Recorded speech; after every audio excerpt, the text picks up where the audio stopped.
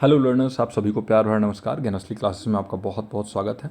तो UG net paper 1 का ये वन शॉट वीडियो होने वाला है और इस वीडियो में हम कुछ इंपॉर्टेंट टॉपिक्स कवर करेंगे। इसके साथ साथ जो करंट चेंजेज आए हैं, कुछ स्वयं प्रभा के कुछ चैनल्स में चेंजेज आए हैं, एक स्वयं प्लस करके कुछ आया है, उसके बारे में हम जानेंगे। और इसके अलावा जो कंप्यूटर से रिलेटेड कुछ इंपॉर्टेंट टॉपिक हैं जो इस वीडियो को देखने के बाद आपका 1-2 क्वेश्चन जो है वो ज़रूर सही होगा। और इस वीडियो से आपके 1-2-3 क्वेश्चंस तो आने वाले हैं, ये फिक्स है ना।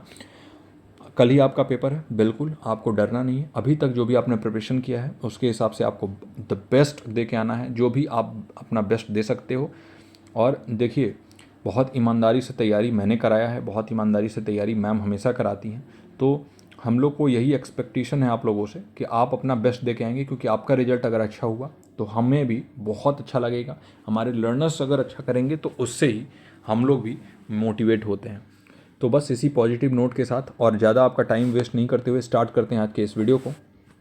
सो welcome to the class and let's get started. सबसे पहले प्रोग्रामिंग लैंग्वेजेज के जनरेशन को देख लेते हैं। तो जो प्रोग्रामिंग लैंग्वेजेज हैं तो ये क्या होते हैं, ये कोडिंग के लैंग्वेज होते हैं जो कंप्यूटर में हम कोड करते हैं कोई प्रोग्राम बनाने के लिए। फॉर एग्जांपल कोई एप्लीकेशन बनाना है, आपको कोई सॉफ्टवेयर बनाना है, तो उसके लिए आपको कोडिंग करना पड़ता है।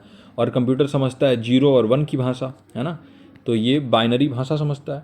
तो सबसे पहले वाला जो जनरेशन था, फर्स्ट जनरेशन लैंग्वेज जिसे बोलते हैं 1GL यानी फर्स्ट जनरेशन लैंग्वेज, इसकी कुछ विशेषताएं देखें तो ये मशीन लैंग्वेज होता था और इसमें बाइनरी कोड हुआ करते थे, जैसे 0 और 1 हुआ करते थे। और कंप्यूटर के सीपीयू द्वारा इसको डायरेक्टली एग्जीक्यूट किया जाता था, यानी इसमें कोई असेंबलर या फिर इसमें कोई कंपाइलर नहीं हुआ करता था, डायरेक्टली एग्जीक्यूट होता था। और ये जो है ना कंप्यूटर के ही लैंग्वेज में लिखना पड़ता था, मतलब आपको ये 0-1 के ही लैंग्वेज में लिखना पड़ता था। फॉर एग्जांपल जैसे कुछ आपको कोड करना है तो आपको 0-0-0-1-0-0-1-0 ऐसे करके लिखना पड़ता था, जो कि बहुत ही ज़्यादा एक जो है हेक्टिक टास्क हुआ करता था और बहुत स्लो प्रोसेस हुआ करता था, है ना। इसका एग्जांपल है मशीन कोड, जो बाइनरी में जो है लिखा जाता था, ये लैंग्वेज का एग्जांपल है। दूसरा जनरेशन आया, सेकंड जनरेशन लैंग्वेज जिसे बोलते हैं, इसको असेंबली लैंग्वेज भी जो है इसको बोलते हैं। कैरेक्टरिस्टिक इसके अगर देखें, कुछ विशेषताएं देखें तो ये असेंबली लैंग्वेज का यूज करता था, जो कि सिंबॉलिक कोड या फिर निमोनिक्स यानी कुछ शॉर्ट फॉर्म्स को यूज करके हम और मशीन लेवल इंस्ट्रक्शन देते थे इसमें। यानी इसमें हमको पूरा ये 0-0-1-0 ये सब नहीं लिखना पड़ता था, इसमें हम कुछ निमोनिक्स यूज कर लेते थे और कंप्यूटर उसको समझता था एक असेंबलर के जरिए। तो इसमें एक असेंबलर की ज़रूरत पड़ती थी और वो असेंबलर क्या करता था कि ये ट्रांसलेट करता था जो सिंबॉलिक कोड या फिर जो निमोनिक्स है इसको मशीन कोड में ट्रांसलेट करता था, है ना। ये सेकंड जनरेशन लैंग्वेज था। एग्जाम्पल ले लें अगर इस लैंग्वेज का, तो असेंबली लैंग्वेज इसका एग्जाम्पल है। बढ़ते हैं, थर्ड जनरेशन लैंग्वेज आया और ये जो है बहुत इंपॉर्टेंट था। जो थर्ड जनरेशन वाला जो लैंग्वेज आया बहुत इंपॉर्टेंट रहा और इसको हाई लेवल लैंग्वेज बोला गया। और ये जो है ना सबसे ज़्यादा हमारे जो मानव का भाषा है ना, जो हम और आप बात करते हैं हिंदी इंग्लिश, तो उसके सबसे नज़दीक जो है ये था। यानी जिस भाषा में हम समझते हैं उसी भाषा में हमें कोड लिखना था। और ये जो है ना ऐसे डिज़ाइन किया गया था ताकि हमारे लिए ईजी हो सके कि हम कोड को पढ़ सकें और लिख सकें, है ना। और ये प्रोग्राम थर्ड जनरेशन लैंग्वेज में जो है ना इसके लिए कंपाइलर या इंटरप्रेटर का जरूरत पड़ता था, जो कि कोड को मशीन लैंग्वेज में कन्वर्ट करना पड़ता था। तो देखिए, मशीन तो अपने ही लैंग्वेज में समझेगा, आप लिखोगे दूसरे लैंग्वेज में और कंपाइलर या इंटरप्रेटर के थ्रू जो है आप कन्वर्ट कर सकते थे। यानी आपको कन्वर्ट नहीं करना होता है, खुद ही कन्वर्ट कर लेगा वो कंपाइलर या फिर इंटरप्रेटर। एग्जाम्पल के लिए आपका अगर देखें तो फोर्ट्रान हो गया, कोबोल हो गया, C++, जावा, बेसिक, पास्कल, ये सारे थर्ड जनरेशन लैंग्वेज थे। तो यहाँ पर C++, जावा, ये भी जो है third generation language. Fourth generation language अगर देखें तो वेरी हाई लेवल लैंग्वेज इनको बोला गया। और ये जो है ना डिज़ाइन किए गए कुछ भी स्पेसिफिक एप्लीकेशन या प्रॉब्लम था उसको सॉल्व करने के लिए। और ये जो है ना इसमें प्रोसीजर नहीं होता था, जबकि इसका फोकस किस चीज़ पे होता था कि कैसे इसको करना है ना। कोई भी काम अगर है, कोई भी अगर आपको ज़रूरत पड़ रहा है, उसके हिसाब से इसको कोड किया जाता था। और ये लैंग्वेजेज जो है ना ये कहीं ना कहीं आपकी प्रोडक्टिविटी बढ़ाए, यानी कम समय में ज़्यादा चीज़ें कर पाने का आपको एक क्षमता देना इनका मेन लक्ष्य था, ताकि डेवलपर्स जो है ना वो जो कॉम्प्लेक्स टास्क, जो भारी से भारी कार्य है ना, उसको आराम से कर सकें इन फोर्थ जनरेशन लैंग्वेजेज के थ्रू। एग्जाम्पल इसका SQL, एक MATLAB मतलब ऑरेकल रिपोर्ट्स, ये सारे जो है ना ये इसके एग्जाम्पल हैं फोर्थ जनरेशन लैंग्वेज के। फिफ्थ जनरेशन लैंग्वेज, ये सारे आपको जो है ध्यान रखना है। आपको मैं ओवरव्यू देता हूँ ताकि क्वेश्चन अगर आता है तो छूटे ना आपसे। फिफ्थ जनरेशन लैंग्वेज देखें तो इसकी कुछ विशेषताएं ये हैं कि ये लैंग्वेजेज जो है ना ये किस चीज़ पे बेसिस, इनका बेसिस किस चीज़ के ऊपर था कि भाई प्रॉब्लम्स को सॉल्व करना है ना, और किस चीज़ से, जो भी प्रोग्राम में कंस्ट्रेंट दिए हुए हैं उनसे। और इनमें आर्टिफिशियल इंटेलिजेंस का यूज यानी एआई का यूज जो है होता है, और ये सबसे लेटेस्ट लैंग्वेज है, और ये लॉजिक प्रोग्रामिंग करते हैं, और इनका फोकस है कि प्रॉब्लम क्या है, ये इस पे फोकस है, कैसे सॉल्व करना है इस पे फोकस नहीं है, बल्कि प्रॉब्लम क्या है उस पे फोकस है ना। फिफ्थ जनरेशन लैंग्वेज का एम क्या था कि हम कंप्यूटर्स को जो है ना, प्रॉब्लम्स को बिना किसी एक्सप्लिसिट प्रोग्रामिंग किए हुए कंप्यूटर ही प्रॉब्लम सॉल्व करे, है ना। इसमें ह्यूमन का इंटरफेरेंस बहुत कम था। जैसे अभी ये है मतलब बहुत कम है। प्रोलॉग, LISP और मरकरी इसके लैंग्वेज के एग्जांपल हैं। ये फिफ्थ जनरेशन एंड सबसे लेटेस्ट टाइप ऑफ लैंग्वेज है। तो ये था आपका लैंग्वेजेस के पांचों जनरेशन का लैंग्वेज मैंने आपको बताया। अब यहाँ पर जनरेशन ऑफ कंप्यूटर देख लेते हैं, क्योंकि एक क्वेश्चन इससे रिलेटेड भी आ सकता है, तो आपका ये छूटे ना, इसकी वजह से मैं इसको जूम करता हूँ और आपको बता देता हूँ। तो ये देखिए, फर्स्ट जनरेशन कंप्यूटर जो है इसका पीरियड था 1940 से लेके 1956, 1940 टू 1956, और इसमें वैक्यूम ट्यूब का यूज़ होता था। याद रखिएगा, ये सारा एकदम याद रखिएगा। फर्स्ट जनरेशन में किस चीज़ का यूज होता था, सेकंड जनरेशन में किस चीज़ का यूज होता था, ये बिल्कुल आपको याद रखना है। इसकी मेमोरी कैपेसिटी थी 20 KB, है ना। प्रोसेसिंग स्पीड था इसका कितना, प्रोसेसिंग स्पीड था 300 IPS, है ना। तो यानी कि 300 इंस्ट्रक्शंस पर सेकंड, मतलब मात्र 300 ये इंस्ट्रक्शन एक सेकंड में ये प्रोसेस करता था, जो ये फर्स्ट जनरेशन कंप्यूटर था। इसका लैंग्वेज असेंबली लैंग्वेज था, और एग्जांपल ऑफ कंप्यूटर यानी यूनिवैक और एडीवैक नाम के जो कंप्यूटर्स थे, वो बहुत बड़ा साइज हुआ करता था इनका, और ऑफन ये पूरे रूम के बराबर होते थे ये कंप्यूटर, और इनको एक जगह से दूसरी जगह मूव करने का तो आप सोच भी नहीं सकते थे, और इनको बनाने का कॉस्ट भी बहुत ज़्यादा था, और इनका जो एफिशिएंसी था वो बहुत कम था, बहुत ज़्यादा पावर यूज करते थे ये, है ना। तो फर्स्ट जनरेशन ऑफ कंप्यूटर ये थे। सेकंड जनरेशन ऑफ कंप्यूटर 1956 से 1956 टू 1963 रहे। ये ट्रांजिस्टर के ऊपर बेसिस थे। ये देखिए, ये वाला चीज़ याद रखिएगा आपकी, इनका टाइमिंग क्या है और इनका जो सर्किट था वो किस चीज़ के ऊपर बेस्ड था। जैसे पहला वैक्यूम ट्यूब था, दूसरा ट्रांजिस्टर था, है ना, VT। अब ये इनकी मेमोरी कैपेसिटी 20 KB से बढ़ के 128 KB हो गई। अब सोचिए कि कितना कम जो है इनका कैपेसिटी था, कि मतलब KB में चलता था, है ना। और आज के डेट में आप देखते हो कि यहाँ पर टेराबाइट, पेटाबाइट, यूंटाबाइट, जेटाबाइट ये सारे चल रहे हैं। फिर इसका प्रोसेसिंग स्पीड भी 300 इंस्ट्रक्शंस पर सेकंड था, और इसमें हाई लेवल लैंग्वेज का यूज होता था, और इसके एग्जांपल्स हैं IBM 1401 और CDC 3600।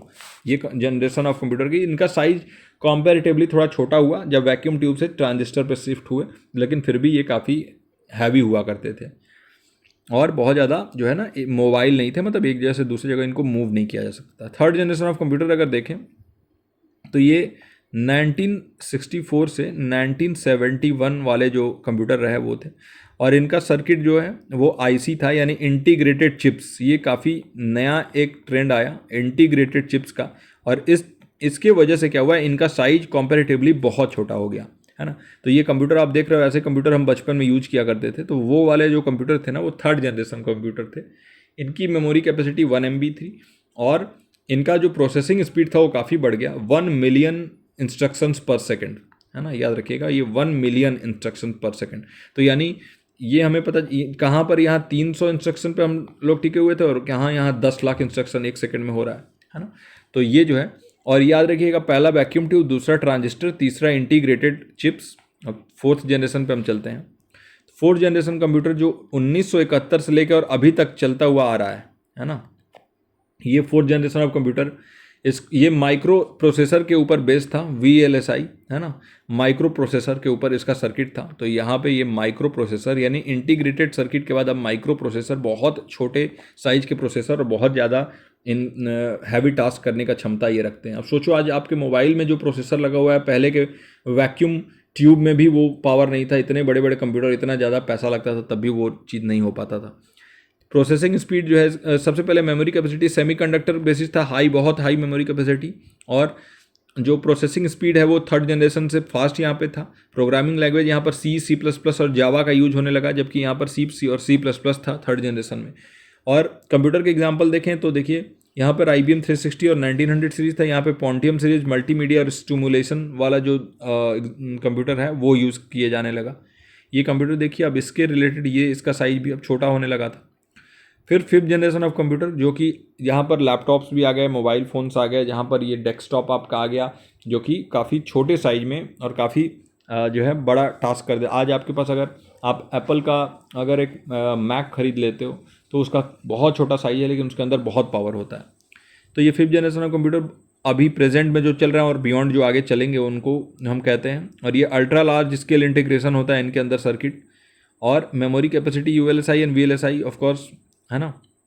प्रोसेसिंग स्पीड इनकी बहुत तेज़ है, अभी सबसे तेज़ है अभी तक जितने भी जनरेशन ऑफ कंप्यूटर आपने देखे, और सभी लैंग्वेजेज को ये सपोर्ट करते हैं। और ये कंप्यूटर के एग्जांपल्स अगर देखें तो इनमें जो है रोबोटिक्स और आर्टिफिशियल इंटेलिजेंस वाला भी पूरा पावर दिया गया है। और इनमें जो है पर्सनल कंप्यूटर, जो भी आपके लैपटॉप्स हैं, टैब हैं, मोबाइल फ़ोन्स हैं, ये सभी इसमें आ जाते हैं, है ना। तो ये हो गया आपका फिफ्थ जनरेशन। तो ये कंप्यूटर्स के बारे में भी आपको जानकारी मिल गया। अब कुछ इंपॉर्टेंट यहाँ पे मैं आपको दिखाता हूँ। तो देखिए यहाँ पर ये डायग्राम जो दिया हुआ है, इसमें ये है मैग्नेटिक टेप, ये है मैग्नेटिक डिस्क, ये है मेन मेमोरी, ये है कैश मेमोरी, ये है रजिस्टर मेमोरी। तो अगर आपसे पूछे कि सबसे फास्ट कौन सा होता है, तो देखिए यहाँ पे इंक्रीजिंग ऑर्डर दिया है ना ये एरो, तो मतलब ऊपर जितना आप जाते जाओगे उतना एक्सेस टाइम कम होगा, यानी कि उतना जो है कंप्यूटर जो है जल्दी एक्सेस कर लेगा उसको, और जितना जल्दी जो एक्सेस करेगा उतना उसका जो है स्पीड तेज होगा। तो जो रजिस्टर मेमोरी होता है ये सबसे फास्टेस्ट होता है, और इसका जो है एक्सेस टाइम, यानी कंप्यूटर को इसे एक्सेस करने में सबसे कम समय लगता है रजिस्टर मेमोरी को। फिर आता है कैश मेमोरी, उससे स्लो होता है रजिस्टर मेमोरी से, इसको एक्सेस करने का टाइम भी इसके बाद आता है। फिर आता है मेन मेमोरी या फिर प्राइमरी मेमोरी आ गया आपका, है ना। और जैसे रैम वगैरह जो होता है ना वो मेन मेमोरी में आता है। तो इसको मेन मेमोरी इसके कैश मेमोरी के बाद आता है, और इसकी कैपेसिटी कैश मेमोरी से ज़्यादा होती है, लेकिन इसका जो एक्सेस टाइम है वो भी ज़्यादा हो जाएगा। फिर मैग्नेटिक डिस्क और मैग्नेटिक टेप ये ऑक्सिलरी मेमोरी हैं, और ये सेकेंडरी मेमोरी में आते हैं। इनको जो है आप ये मूवेबल भी होते हैं और इनका स्पीड भी कम होता है, इनको एक्सेस करने में भी ज़्यादा टाइम लगेगा। फिर कॉस्ट देखें, अगर कॉस्ट के ऊपर आपसे पूछे कि सबसे महंगा कौन सा होता है, तो जो CPU रजिस्टर्स होते हैं ये सबसे महंगे हैं, लेवल 0।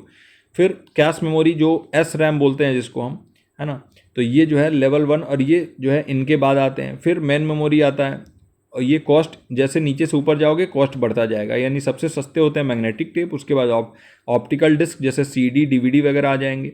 फिर मैग्नेटिक डिस्क जो डिस्क स्टोरेज है, फिर मेन मेमोरी, फिर कैश मेमोरी, फिर CPU रजिस्टर, है ना। तो ये आप याद रखिए, ये भी आपके लिए बहुत इंपॉर्टेंट है। लास्ट मोमेंट पे मैंने ऐसी चीज़ ही आपके लिए लेके आया हूँ जो आपको नंबर दिला सके, है ना। फिर यहाँ पर स्वयं प्रभा में एक बहुत इंपॉर्टेंट अपडेट है। कहाँ यहाँ पर हम पढ़ रहे थे कि 80 DTH चैनल्स जो है हो गए थे स्वयं प्रभा में, 80 DTH चैनल्स मैं बता रहा था ना, लेकिन अब ये बिल्कुल अपने मेमोरी से हटा दीजिए। स्वयं प्रभा में वापस से 40 DTH चैनल्स कर दिया गया है, यानी 80 से हट के अब 40 हो गया है वापस।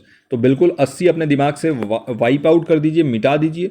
40 DTH चैनल स्वयं प्रभा में अभी हैं करेंटली, और ये चैनल्स जो है बहुत हाई क्वालिटी के एजुकेशनल कंटेंट जो है ये 24/7 एयर करते रहते हैं, और हर दिन जो है ना वो 4 घंटे का नया कंटेंट जाता है। बाकी रिपीट होता है 20 घंटे का कंटेंट, लेकिन 4 घंटे का जो है नया कंटेंट जाता है, और ये 5 बार जो है रिपीट होता रहता है। तो 5 4 20 है ना, और बाकी जो है पहले का कवर होता है।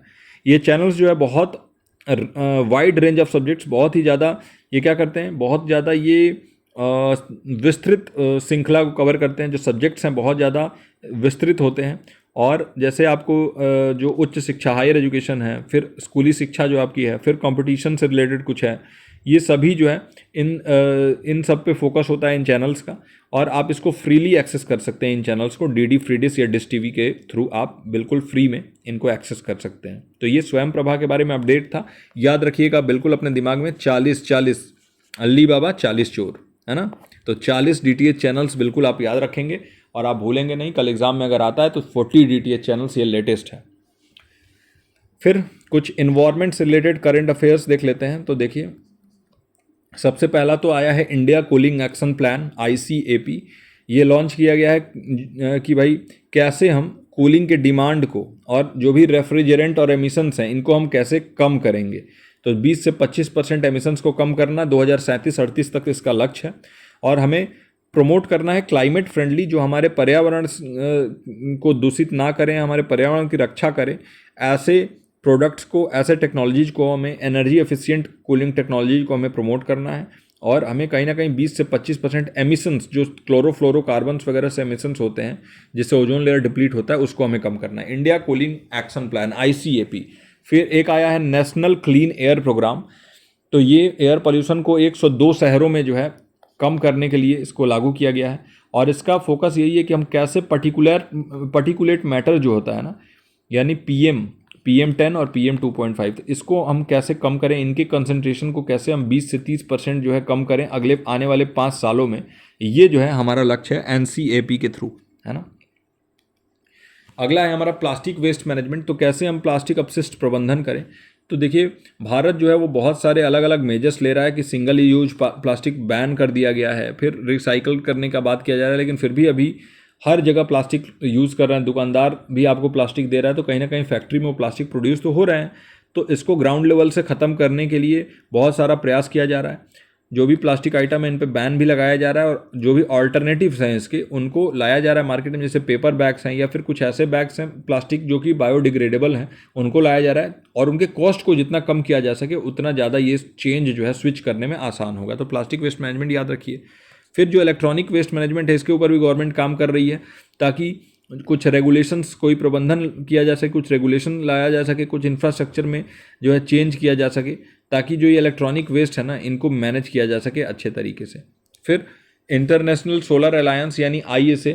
तो देखिए इंडिया, आपको पता है कि इंडिया और फ्रांस ये इसके फाउंडिंग मेंबर हैं ISA के। इंडिया एंड फ्रांस ये इसके फाउंडिंग मेंबर हैं और सोलर एनर्जी को ग्लोबली इंडिया प्रमोट करने में सबसे आगे रहा है और इसीलिए 100 से ज़्यादा कंट्रीज़ ने इंडिया का साथ दिया है। अभी तक ये इंटरनेशनल सोलर अलायंस में ज्वाइन किया है इन कंट्रीज़ ने, और जो भी कंट्री इसमें ज्वाइन करता है उसको इंडिया टेक्नोलॉजी ट्रांसफ़र करेगा, उसमें अगर कोई ज़रूरत पड़ेगा तो उसको हेल्प करेगा। तो इससे क्या है कि सोलर एनर्जी का डिप्लॉयमेंट जो है वो इंक्रीज़ होगा और कहीं ना कहीं जो फॉसिल फ्यूल के ऊपर से, यानी कि जो भी हमारे जीवाश्म ईंधन है उसके ऊपर से निर्भरता जो है वो कम होगा। फिर छठा है रिन्यूएबल एनर्जी की टारगेट।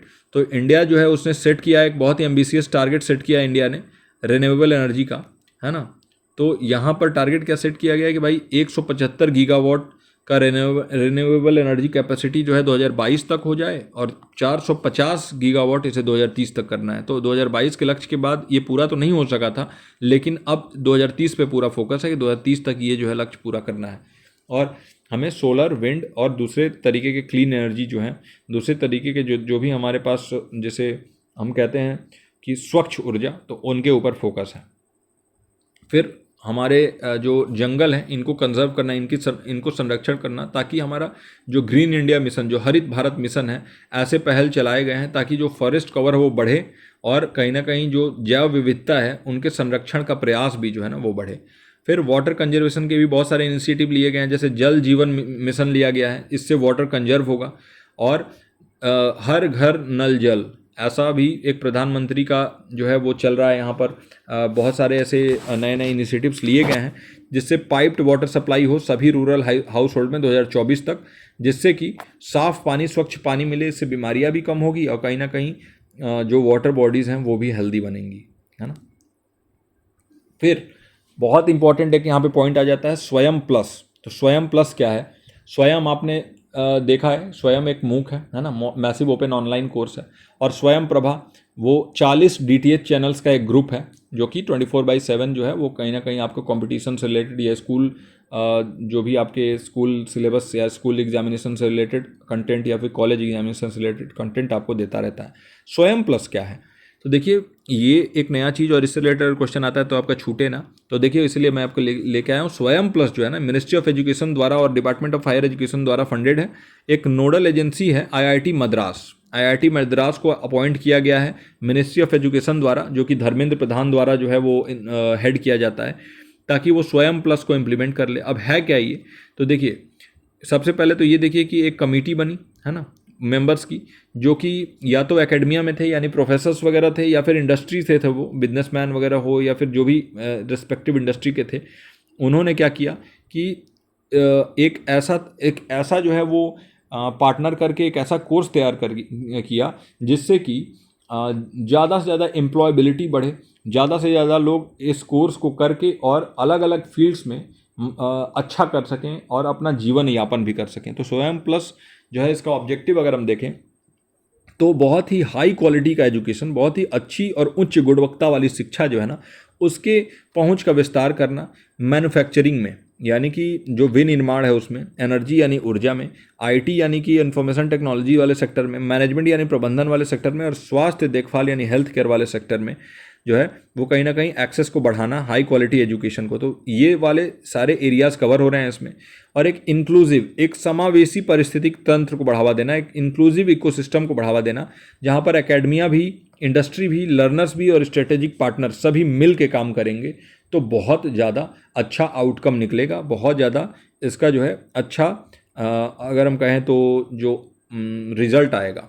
फिर फ्लेक्सिबल लर्निंग ऑप्शन यहाँ दिया जा रहा है, और इसके साथ साथ जो लोकल लैंग्वेजेज हैं, वो जो वर्नाकुलर हमारे लैंग्वेजेज, जो स्थानीय भाषा है, इसमें कहीं ना कहीं आपको कंटेंट प्रोवाइड करने की कोशिश की जा रही है। जैसे अलग अलग क्षेत्र में, जैसे बांग्ला हो गया, तमिल, तेलुगु, मलयालम, हिंदी, भोजपुरी, तो इसमें जो है आपको कोशिश किया जा रहा है कंटेंट देने का, ताकि जो लर्नर के नीड्स हैं, जो विविध शिक्षार्थी हैं, उनकी विविध ज़रूरतें हैं, इनको पूरा किया जा सके।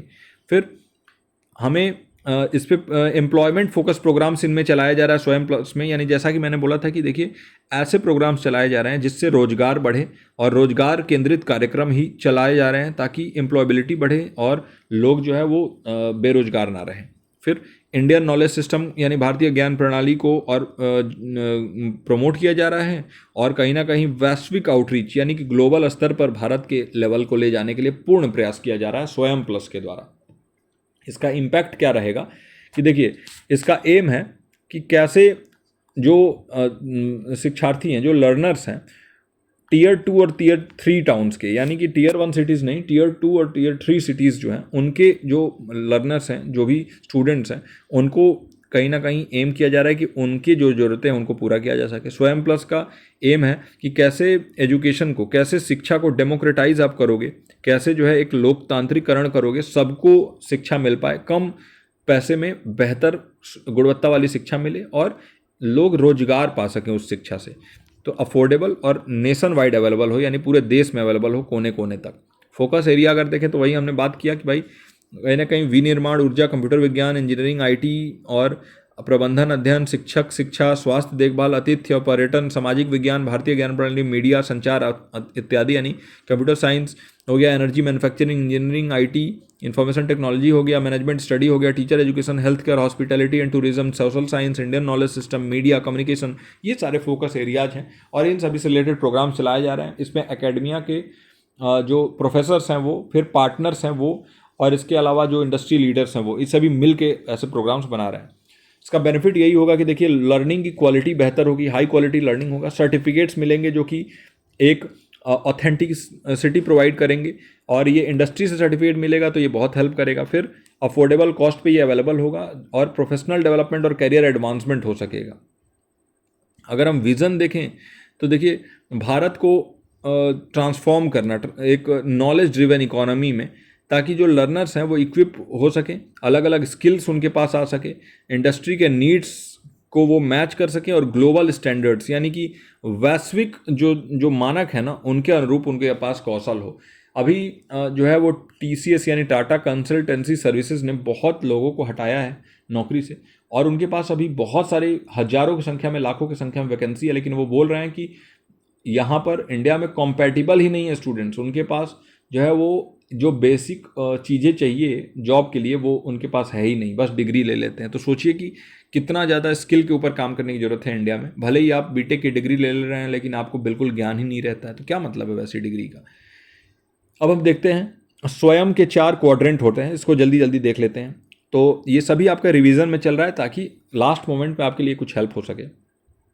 तो देखिए स्वयं के 4 क्वाड्रेंट, पहला क्वाड्रेंट है ई ट्यूटोरियल, यानी इसमें इंस्ट्रक्शनल वीडियोस और ट्यूटोरियल्स आते हैं, पहला क्वाड्रेंट में आता है। दूसरा क्वाड्रेंट ई कंटेंट, यहाँ पर डिजिटल रिसोर्सेज हैं, जैसे पढ़ने के लिए और प्रेजेंट करने के लिए, प्रेजेंटेशन रीडिंग के लिए रिसोर्सेज अवेलेबल होते हैं।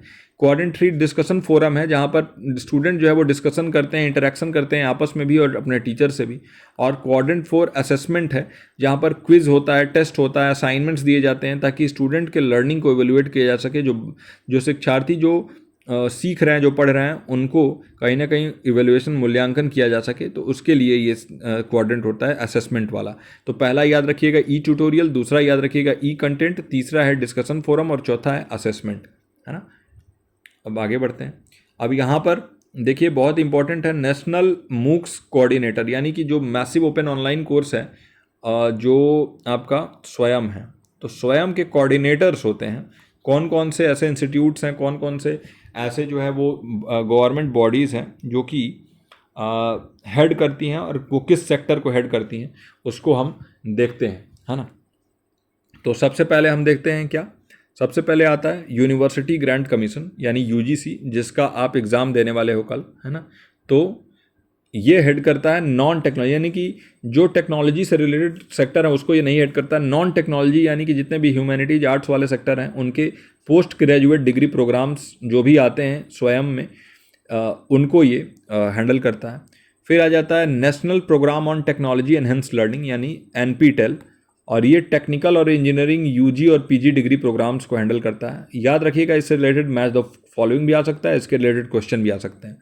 फिर तीसरा है कंसोर्टियम फॉर एजुकेशनल कम्युनिकेशन, तो इसमें आता है non technology undergraduate degree programme आता है। तो यहाँ पीजी वाला आता था यूजीसी में, और यहाँ पर CEC में आता है यूजी, नॉन टेक्नोलॉजी यूजी आता है CEC में, और यूजीसी में आता है पीजी।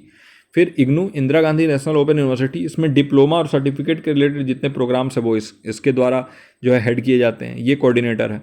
फिर national council of education research and training यानी NCERT, ये स्कूल एजुकेशन प्रोग्राम को हेड करता है 9 to 12, है ना।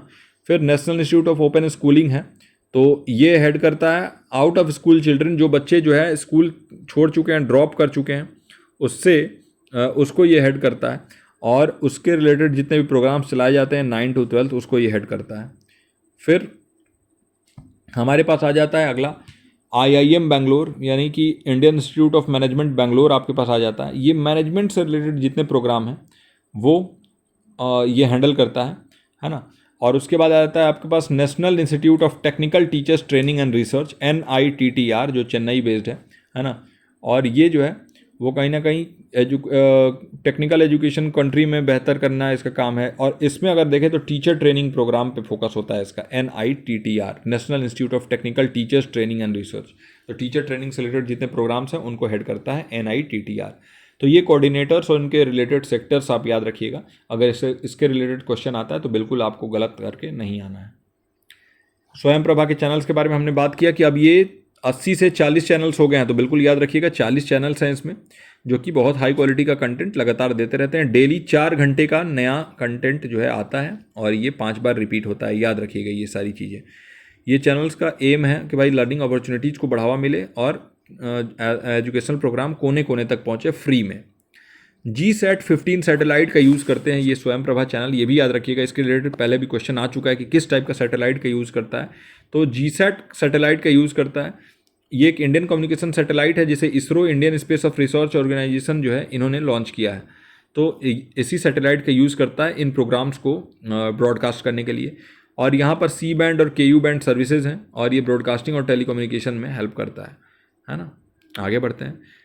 ये जो है वो अपलिंक किया जाता है, जो भी एजुकेशनल कंटेंट है इसको अपलिंक करता है, इसको हेड करता है कौन, Bhaskaracharya institute for space application and geo informatics यानी BISAC, जो गांधीनगर गुजरात में बेस्ड है। तो यही अपलिंक करता है, जो भी कंटेंट है उसको GSAT 15 सैटेलाइट से लिंक करना का काम जो है BISAC गांधीनगर का है, याद रखिएगा। फिर इंफॉर्मेशन एंड लाइब्रेरी नेटवर्क इन्फ्लिबनेट आता है, और ये मेंटेन करता है पूरे पोर्टल को। तो जो पोर्टल मेंटेन का काम है तो वो मेंटेनेंस करता है इन्फ्लिबनेट। ये निर्धारित करता है कि यूजर्स कैसे एक्सेस करेंगे एजुकेशनल कंटेंट को स्वयं प्रभा चैनल्स में। ये सारा चीज़ इन्फ्लिबनेट द्वारा किया जाता है। ये एक नेशनल लेवल इनिशिएटिव है जिसका एम है स्कॉलरली कंटेंट और सपोर्ट सर्विस प्रोवाइड करना एकेडमिक और रिसर्च कम्युनिटीज़ को। तो ये हो गया। फिर जो पर्पज एंड इम्पैक्ट देखे तो देखिए GSAT 15 सैटेलाइट का इंटीग्रेट किया गया, BISAC गांधीनगर ने इसको अपलिंक किया और इन्फ्लिबनेट ने इसको मैनेज किया। यानी इन्फ्लिबनेट के थ्रू इसको डिसेमिनेट किया जाता है, इसका जो है व्यापक तौर पे प्रसार किया जाता है। और अगर हम देखें तो हाई क्वालिटी एजुकेशनल रिसोर्सेज जो है वो कहीं ना कहीं प्रोवाइड करना लर्नर्स को पूरे भारत में, और रिमोट और रूरल एरियाज़ यानी गांव वाले क्षेत्र और बहुत दूर दराज के जो क्षेत्र हैं, ऐसे क्षेत्रों में भी हाई क्वालिटी के कंटेंट को प्रोवाइड करना। नेशनल कोऑर्डिनेटर्स आपने देखा मूक के, उनके थ्रू जो है कितना अच्छा कंटेंट आपको इन चैनल्स के थ्रू दिया जा रहा है। फिर से बता रहा हूँ, 40 DTH चैनल्स याद रखिएगा। और इसीलिए इंक्लूसिव एजुकेशन और लाइफ लॉन्ग लर्निंग को बढ़ावा देता है, आजीवन सीखने को बढ़ावा मिलता है, समावेशी शिक्षा को बढ़ावा देता है ये। तो ये था कुछ इम्पॉर्टेंट टॉपिक्स, कुछ करंट अफेयर्स हमने यहाँ पे कवर किया। इसके बाद हमने बहुत नई नई चीज़ें जो कुछ अपडेट हुई हैं वो मैं आपके लिए लेके आया था। फिर से मैं आपको ऑल द बेस्ट कहता हूँ। एग्जामिनेशन में बिल्कुल अपना बेस्ट दे के आइए और इस बार एकदम सोच के जाइए कि अपना बेस्ट देना है, बिल्कुल डरना नहीं है। वहाँ जाके रिलैक्स रहिएगा। फिर से कहता हूँ, अपना एडमिट कार्ड डबल प्रिंट करा के ले जाइएगा, अपने साथ अपना फ़ोटो, अपना ID कार्ड रखिएगा, ट्रांसपेरेंट बॉटल में पानी ले लीजिएगा, और अगर पेन वहाँ पर वैसे वो लोग प्रोवाइड करते हैं, अगर आपको लेना भी होगा तो ट्रांसपेरेंट पेन ले लीजिएगा। बेल्ट्स वगैरह मत पहनिएगा, लोअर टी-शर्ट पहन के जाना। फुल लेंथ का जो है अगर कुछ आपके पास हो, ढीला टी-शर्ट लाइट कलर का कुछ हो वो पहन के हल्के कलर का जाइएगा। और अपने साथ हाइड्रेट रहिएगा। तो हाइड्रेशन के लिए पर्याप्त पानी और ग्लूकोज वगैरह रखिएगा बिल्कुल, क्योंकि धूप बहुत तेज़ हो रहा है और बहुत ज़्यादा जो है हीट वेव चल रहा है, और आपका एग्ज़ाम जो है वो एकदम पीक टाइम पे है जब गर्मी बहुत ज़्यादा होता है ना। आप अपना ख्याल खुद रखिएगा, अपना बेस्ट दे के आइए। ज्ञानस्थली हमेशा से आपके साथ था, है और रहेगा, और आपका जो है आखिरी तक साथ हमने दिया। आपको कैसा लगा ये कंटेंट, हमारा यहाँ तक का साथ कैसा लगा, ज़रूर बताइएगा व्हाट्सएप के डिस्कशन ग्रुप में या फिर यूट्यूब पे अगर आप इसको देख रहे हैं तो एक कमेंट जरूर छोड़िएगा। हमारा ये प्रयास है कि आपको बेस्ट कंटेंट हम दे सकें इस लास्ट मिनट में भी। इसी के साथ इस वीडियो को यहीं एंड करते हैं। आप सभी को एक बार फिर से मैं भगवान से यही कामना करता हूँ कि आपका पेपर बहुत अच्छा जाए और हमारे लर्नर्स जो हैं वो बिल्कुल सक्सेसफुल हों, एक अपना परचम लहरा के आएँ। इसी पॉजिटिव नोट के साथ इस वीडियो को यहीं एंड करते हैं। मैं मिलता हूं आपसे किसी अगले एजुकेशनल वीडियो के साथ। टिल देन आप अपना और अपनों का ख्याल रखिए। नमस्कार।